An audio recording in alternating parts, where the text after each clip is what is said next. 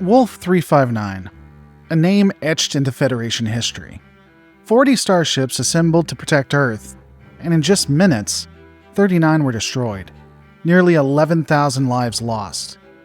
A single Borg cube did what entire empires couldn't. But what if it hadn't been a massacre? What if Starfleet had chosen different tactics? That's the question we're going to explore. And this time, I won't be doing it alone. Oh, brilliant. My grand debut. Allow me to introduce myself properly. I'm Scarlett Vera Ocee, though you can call me Scarlett. Everyone does. I'll be your, let's say, unofficial co-host. My job? To keep James honest, poke holes in his theories, and occasionally remind him that Starfleet isn't nearly as clever as it likes to think it is. Oh, and apparently, I've been advised that under no circumstances am I to say anything positive about the Oberth class, which I find very strange, because frankly, it doesn't have that many positives to begin with. Right. Now that Scarlett's been officially declassified, let's get to it. Yes. Context first. Otherwise, your audience might think these grand tactical what-ifs are just wild speculation, which, of course, they are. But at least informed speculation.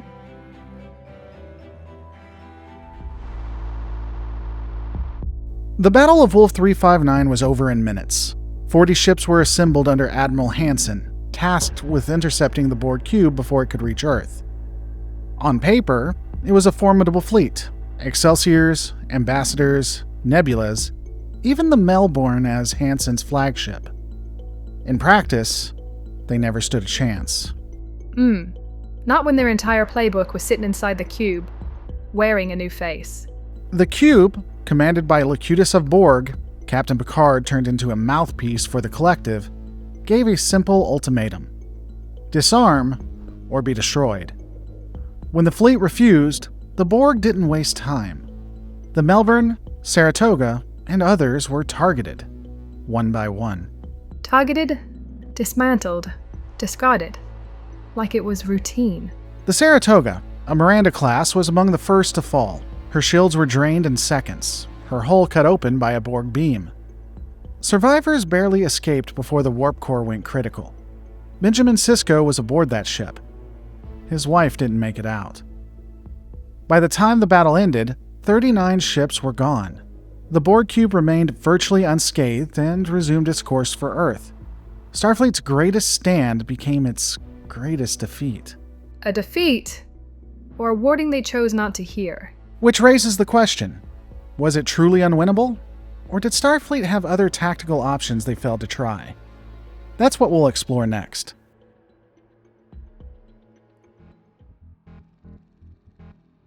The first scenario Starfleet might have attempted is hit-and-fade tactics. Instead of lining up in a neat formation, they could have broken into smaller squadrons, wolf packs, attacking from multiple vectors, strike with phasers and torpedoes, then warp out before the cube could fully adapt.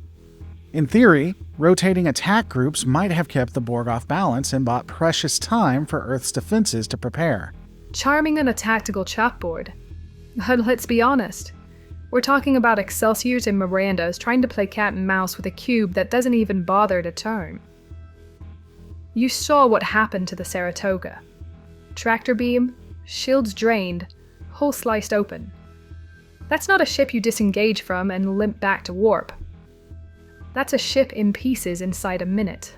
True, but with coordinated timing, multiple squadrons warping in and out, they might have stretched the Borg's response, forced the collective to split attention. Force them? Please. The Borg don't split attention, James. They expand it. That's the horror of the collective. One cube processes a dozen attack vectors as easily as they would just one. The best you get out of Hidden Fae here is time. A few extra hours. And even that assumes flawless coordination under fire, with Locutus sitting in their heads predicting the next surprise. So, not a path to victory, but maybe a way to delay. Delay, yes. Survival, No. At best, Earth has a little more warning before the cube arrives to finish the job. And that's the problem with hit and fade. It buys time, but it doesn't solve the threat. Which brings us to another possibility. One Starfleet might have missed, and it was staring them right in the face. Ah, the man in the machine. Locutus. Exactly. If Picard was their greatest liability, could he have also been their best chance?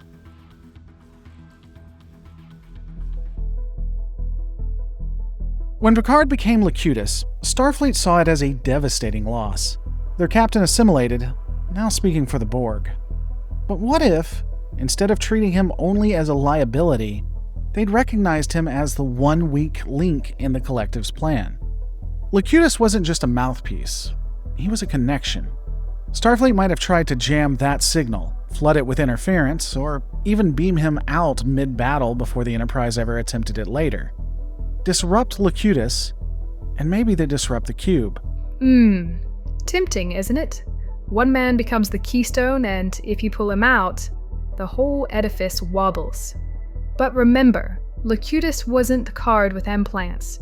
He was Picard overwritten, augmented with Borg processing. That link wasn't a vulnerability, James. It was their advantage. Every command code, every tactical doctrine, sitting in the Borg's lap. True, but if they'd turned that connection back on the Borg sooner, the way Data eventually did at Earth, it might have crippled the cube during Wolf 359. If they had Data, or the Enterprise's time, Hansen's fleet might. Hansen's fleet had neither. Just overwhelmed crews, half of them in ships designed before the Borg were even discovered. And beaming Locutus out? Picture it. You drop shields, try to get a lock, and in those seconds, the Borg cut your ship to ribbons. Brave idea, doomed execution. So you'd say exploiting Locutus was impossible? Not impossible, just unlikely. The Enterprise only succeeded because they had Picard's crew, officers who knew him, trusted him, and had the time to find a crack in the collective's armor. Hansen's fleet didn't. For them, Locutus wasn't a weakness. He was the knife in their back. Which leaves us with the fleet still outmatched. Unless Starfleet had looked beyond conventional doctrine and tried to turn the battlefield itself into a weapon. The environment. Dangerous ground. Quite literally.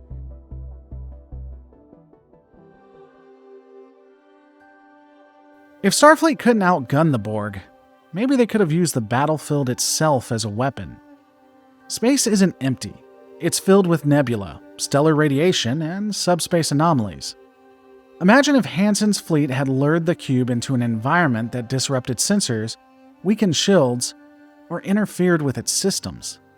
A nebula, for example, might have obscured Starfleet's movements, forcing the Borg to waste time scanning or adapting. Or even a sun's corona, radiation that could at least slow their advance and give Starfleet a fighting chance. Clever on paper, but luring the Borg cube anywhere requires one small detail. The Borg would actually have to care. And why would they? Their target was Earth. If you want them in a nebula, you'd have to be in that nebula first, and pray they followed. True, but there might have been another way to tempt them, one the fleet never considered. Locutus himself. Picard wasn't gone, not entirely. Some fragment of him was still present, buried beneath the collective.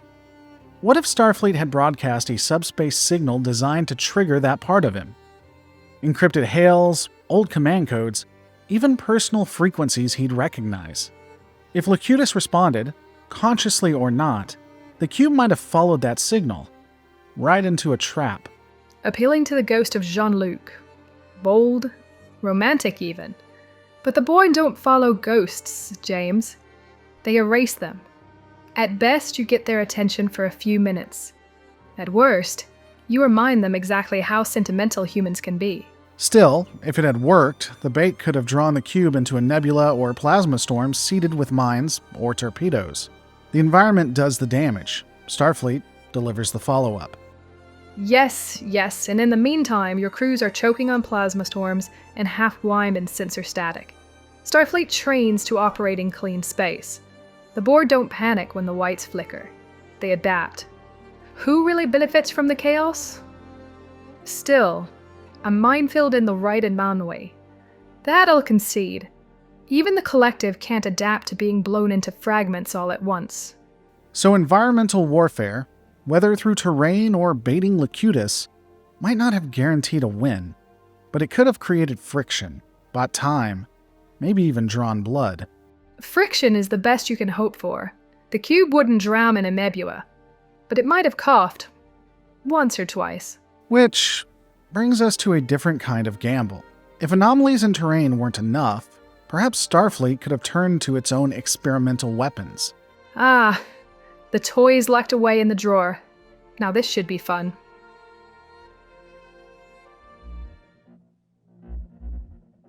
If anomalies in terrain weren't enough, Starfleet might have tried unconventional weapons. Riker had already attempted to turn the Enterprise's deflector dish into a superweapon. Imagine if multiple ships had coordinated similar overloads. The combined energy might have been enough to punch through the cube's shields, at least long enough to cripple it. And beyond that, there were options Starfleet didn't even consider.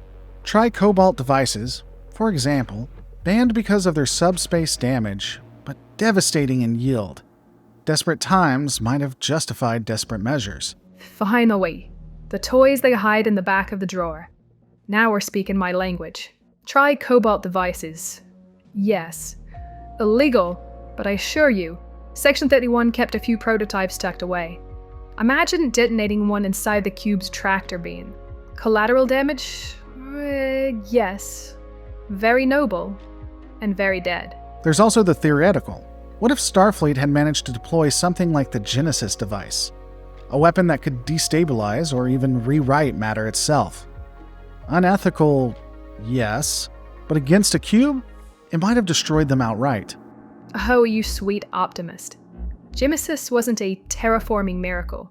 It was a bomb that rearranged the building blocks of reality. Imagine unleashing that inside the cube's core. Of course, you might also shred half the system in the process. But hey, you did ask for victory, not survival. So your position is that these weapons could have worked? Could? Yes. Should? That's the debate. Starfleet's doctrine is mercy, exploration, restraint. And that's exactly why they lost at Wolf 359. And maybe that's the truth of it. Unconventional weapons might have been effective, but at a cost Starfleet wasn't prepared to pay. Oh, but James, if you'd asked the families of the 11,000 who died that day, I wonder how many would have voted to pay it. But tell me, why hadn't we considered the ultimate option? The ultimate option? What exactly do you mean? Not torpedoes. Not Genesis. The ships themselves. Ramming? Heck, at last. You're catching up.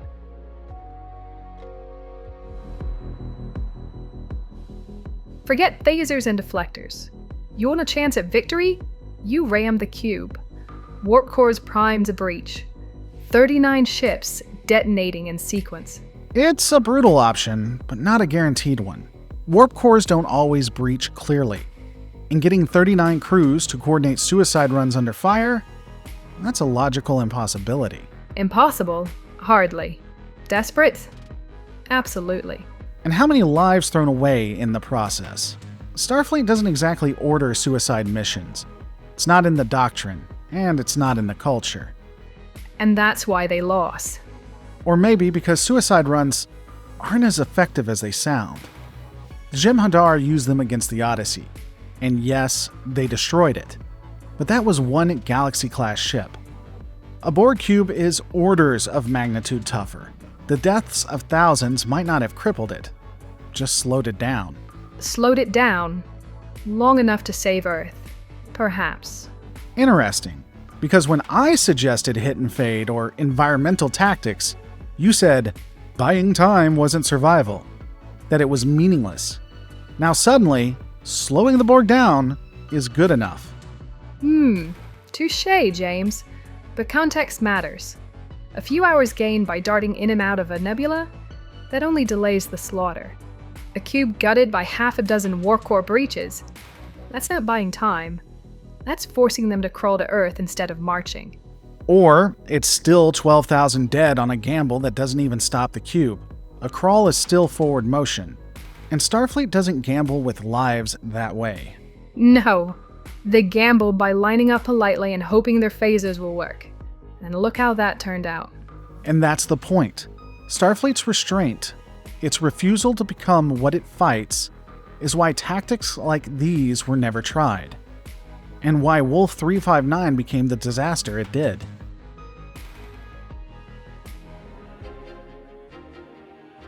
Well, I suppose that's it then. Every trick in the book, every desperate gamble, and the Borg still walk away with the prize. Not necessarily. What if the answer wasn't any one of these tactics alone, but a combination of them? Oh, brilliant. When one bad plan won't do, stack 3 together. That sounds wonderfully Starfleet. Think about it. A fleet broken into squadrons.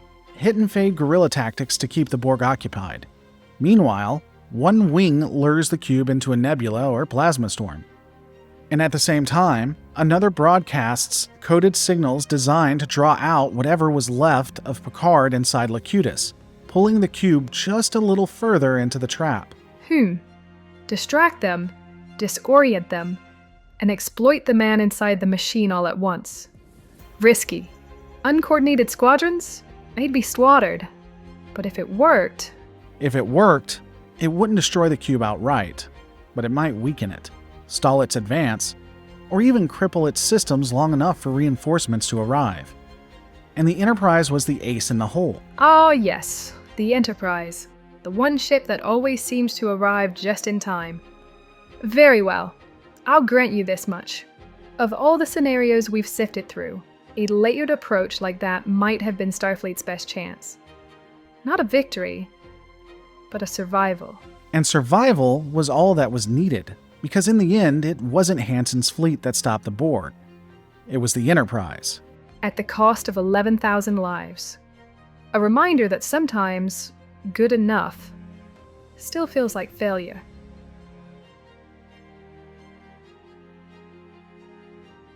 Wolf 359 was a massacre, but it wasn't inevitable.